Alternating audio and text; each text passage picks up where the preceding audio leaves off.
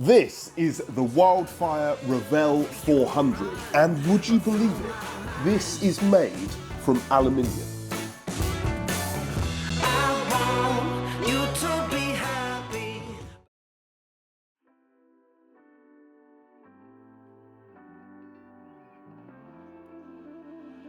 Okay, I realise it's a first impressions and this is a little bit different to wood burning, but we have to light it.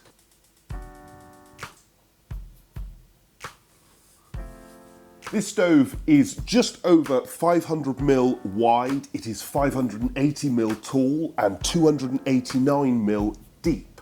It runs at just over 82% efficiency, and obviously it's designed for a fireplace, but the distances are really very diddy. You can get away with just 50mm either side and 100mm above, assuming you've got non-combustible fireplace. If, however, you had a wooden fireplace, you need just 80mm either side and 180mm above. This is not a restrictive stove in that area. You've got a lot of flexibility about where you can put it. But this is our first impressions, our very first look at the stove. It has literally only just gone through its installation and very quick test firing. And then, as you saw at the start of the video, we lit it for the first time properly. We could just start to smell the paint curing. It's still in that sort of heat up phase, so I'm sure the flames are sort of slowly improving as we get on, but this is genuinely our very first look at this stove.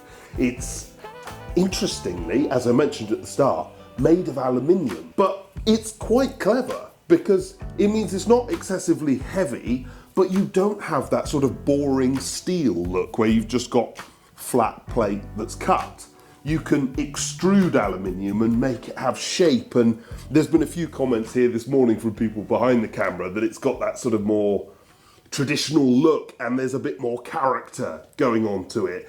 One person didn't like the handle. I quite like the handle. I think it looks quite nice. But it is interesting because you've got this sort of quite modern sort of stainless steel look along with this more traditional characterful shaping. What do you think of it, Amy? It's really silly. I really like the embers at the bottom. Ember wire, which does resemble a certain part of the, you know, anatomy growth. I really like the ember, and it's quite clever how the burn marks on the logs are where the flames are. I hadn't even noticed that. They're quite fitting. Yes, they are. I think that's quite well done. Yeah, I also, the logs are starting to glow red, and that again sort of, I also really like the fact that, you know, normally you have logs just sort of placed, but the burners on this stove are they're like raised up in the air, so the log gets placed on top of them, and then the flames, it's much more realistic. Oh, I see. So that's what, when I zoom right in, I can't see it with from my like, it's really discreet, but when I zoom in on the camera, I can see a little thing underneath. I was wondering what that was. So yeah, it's a much more sort of, I want to say physical thing. I'm not sure what the right word is, but it's sort of, you know, it feels almost more real. No remote. Very simple, just yes. Click. Yeah, there is no remote. I mean, that will definitely mean it's going to suit some people and not others, but yeah, it appears we've just got, you know, click a button and it's on, but we'll need to take a little closer look at these things and really get to grips with how it works and whether we miss the remote.